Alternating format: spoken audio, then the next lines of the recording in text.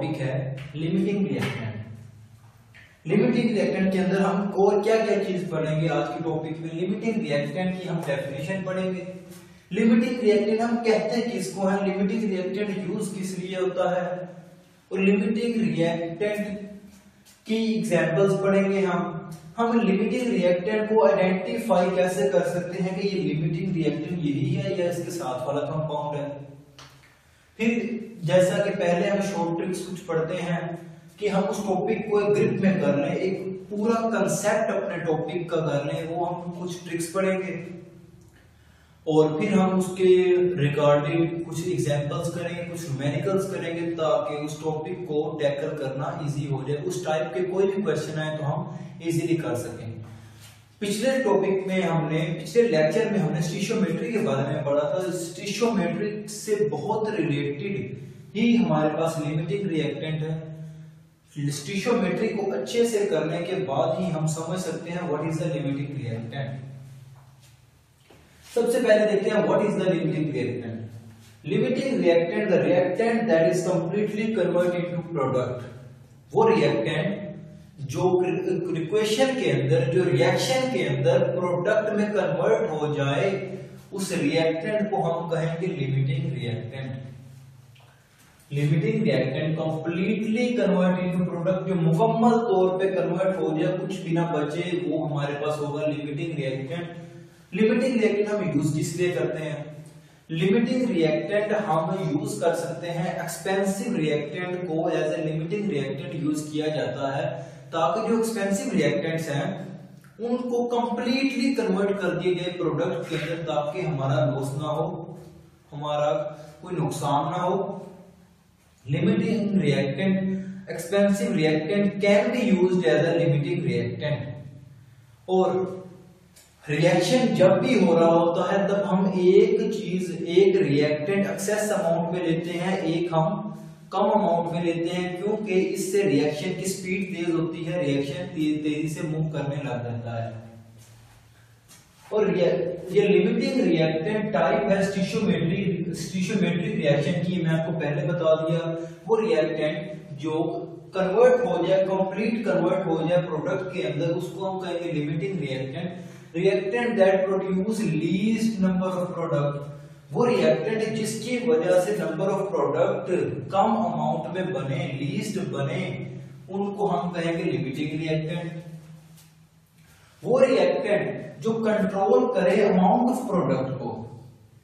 अब ये limiting reactant की आगे डेफिनेशन ही मैं आपको बता रहा हूं कि वो रिएक्टेंट जो कंप्लीटली कन्वर्ट हो जाए प्रोडक्ट में, वो रिएक्टेंट जो हमारे पास प्रोडक्ट कम अमाउंट में बनाए, वो रिएक्टेंट जो हमारे पास अमाउंट की प्रोडक्ट को कंट्रोल करे, और रिएक्टेंट विच एंड अर्लियर, जो वो रिएक्टेंट जल्दी खत्म हो जाए, उसको हम लिमिटिंग रिएक्टेंट कहते हैं।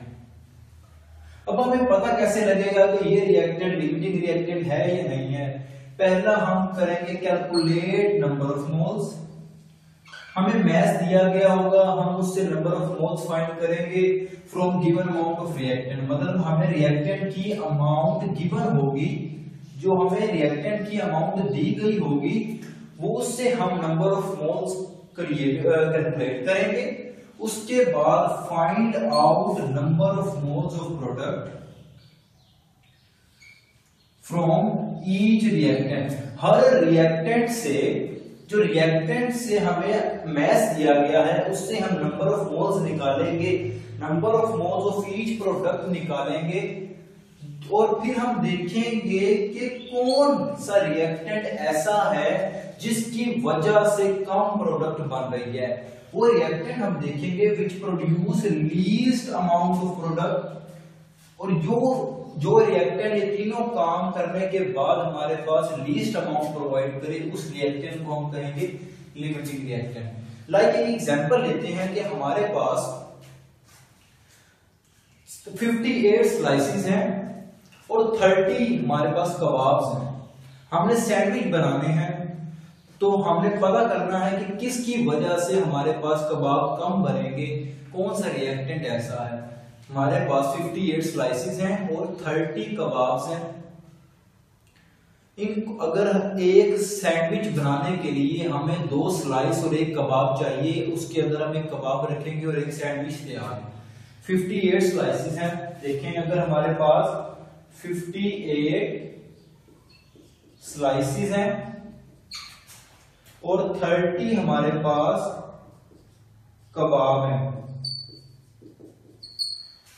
अब हमें ये लग रहा है, देखने से तो ये लग रहा है कि 30 कबाब कम कबाब है, तो यही होगा लिमिटिंग रिएक्टेंट, लेकिन ऐसा नहीं होता। ऐसा हम इक्वेशन देखे बगैर नहीं बता सकते कि कौन सा लिमिटिंग रिएक्टेंट है। हमें सैंडविच बनाने हैं, एक सैंडविच बनाने के लिए हमारे पास 2 स्लाइसेस चाहिए और एक हमारे पास कबाब चाहिए, एक कबाब चाहिए, एक सैंडविच चाहिए। जब हम 29 सैंडविचेस बना लेंगे तो हमारे पास एक कबाब बच जाएगा, जबकि स्लाइसेस हमारे पास खत्म हो जाएंगे। मतलब इस इक्वेशन के अंदर, इस रिएक्शन के अंदर हमारे पास कबाब लिमिटिंग रिएक्टेंट नहीं है। जो स्लाइसेस हैं वो स्लाइसेस हमारे पास लिमिटिंग रिएक्टेंट हैं, जो डिसाइड कर रहे हैं कि प्रोडक्ट कितनी बननी है, जो जल्दी खत्म हो रहे हैं। ये इक्वेशन सारी, ये डेफिनेशन सारी उस पर अप्लाई हो रही है। ये 29 सैंडविच जो बने हैं ये कबाब्स की वजह से बने हैं, और ये स्लाइसेस ही डिसाइड कर रहे हैं कि प्रोडक्ट हमारे पास कितनी बनेगी, और यही हमारे पास पहले खत्म हो रहे हैं। अब हम कुछ शॉर्ट ट्रिक्स पढ़ते हैं जो कि हमें इजीली हम टैकल कर सकें किसी भी टाइप का लिमिटिंग रिएक्टेंट का कोई भी क्वेश्चन, दुनिया जहां का कोई भी क्वेश्चन हो, हम इजीली सोल्व कर सकें लिमिटिंग रिएक्टेंट से। स्टिशियोमेट्री की तरह का ये क्वेश्चन है, शॉर्ट ट्रिक है, बस थोड़ा सा चेंज है, बाकी सब कुछ वैसा ही है जैसे स्टिशियोमेट्री का था। सबसे बेसिक वर्क है हमारा बैलेंस द इक्वेशन। सबसे पहले हमने बैलेंस द इक्वेशन करनी है। स्टिशियोमेट्री में भी हमने सबसे पहले बैलेंस द इक्वेशन की थी। Then find the calculate the number of moles. Stoichiometry के अंदर भी हमने नंबर ऑफ मोल्स फाइंड किए थे, उसके बाद पहले इक्वेशन बैलेंस की, फिर नंबर ऑफ मोल्स को कैलकुलेट किया। And the most important work, यही एक डिफरेंट काम है लिमिटिंग रिएक्टेंट और स्टिशियोमेट्री में, और यही मोस्ट इंपॉर्टेंट है। वो क्या है?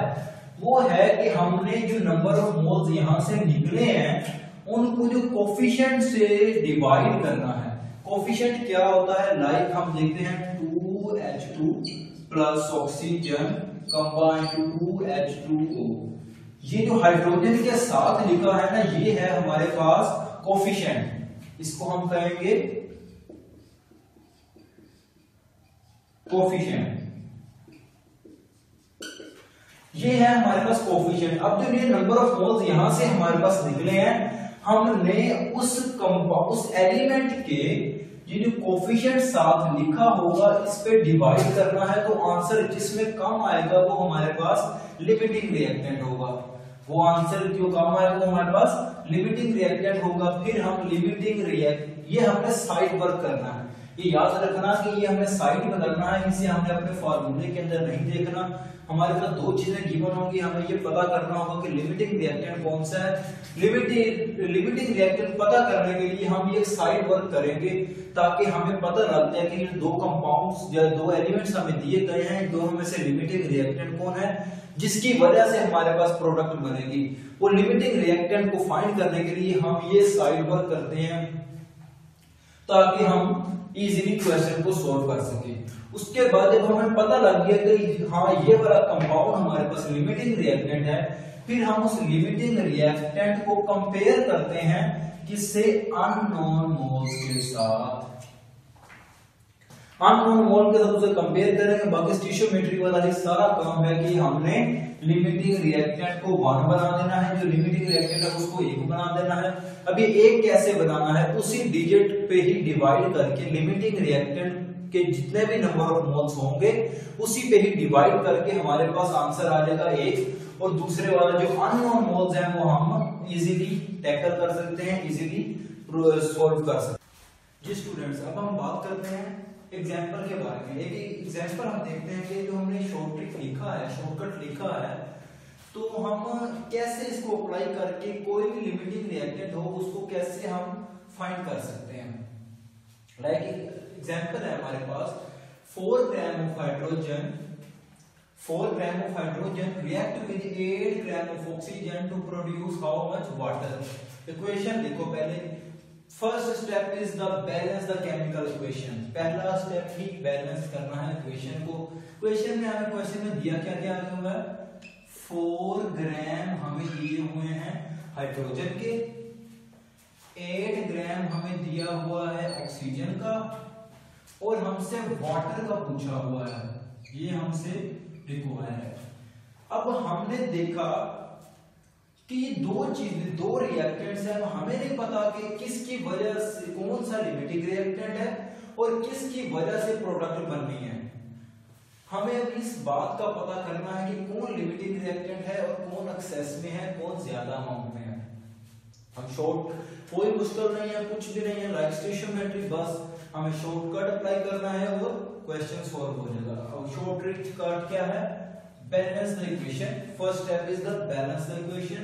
The second one is the calculate the moles. दूसरा स्टेप क्या है, calculate the moles. हमें नंबर मास दिया है, अब इससे हमने मोल्स निकालने हैं। n is equal to m by molar mass. मास हमें ये देखें इसका दिया हुआ है, इसका ये 8 पुट करेंगे, और ऑक्सीजन का मोलर मास हम जानते हैं 32 है, इसको हम डिवाइड करेंगे तो आंसर आएगा 1/4। ऑक्सीजन के नंबर ऑफ मोल्स निकल आए। अब हमें निकालने हैं हाइड्रोजन के नंबर ऑफ मोल्स। हाइड्रोजन का हमें मास कितना दिया है, 4 ग्राम। इस 4 ग्राम को हमने यहाँ पे पुट किया, फार्मूला वही है n = m/m, और नंबर ऑफ मोलर मास कितना है 2, इसको डिवाइड किया, आंसर आया 2 हमारे पास। पहला स्टेप हमने कर लिया बैलेंस द इक्वेशन, दूसरा स्टेप हमने कर लिया कैलकुलेट मोल्स, तीसरा स्टेप करना है जो मैंने आपको कहा साइड वर्क है, इसको आपने सिर्फ इस बात का पता लगाने के लिए करना है कि लिमिटिंग रिएक्टेंट कौन है। अब ये दो चीजें हैं हमारे पास, ये 2 मोल्स हैं हमारे पास, 2 कंपाउंड के मोल हैं। अब हमें नहीं पता इन दोनों में से लिमिटिंग रिएक्टेंट कौन सा है, तो हमने एक साइड वर्क, मतलब साइड पे एक वर्क कर लेना है, कुछ काम कर लेना है, ताकि हमें ये अश्योरिटी हो जाए, हम इस बात पे कायम दायम हो जाए कि हमारा ये यही लिमिटिंग रिएक्टेंट है। वो क्या है, divide the coefficient of equation पर least answer is the limiting reactant।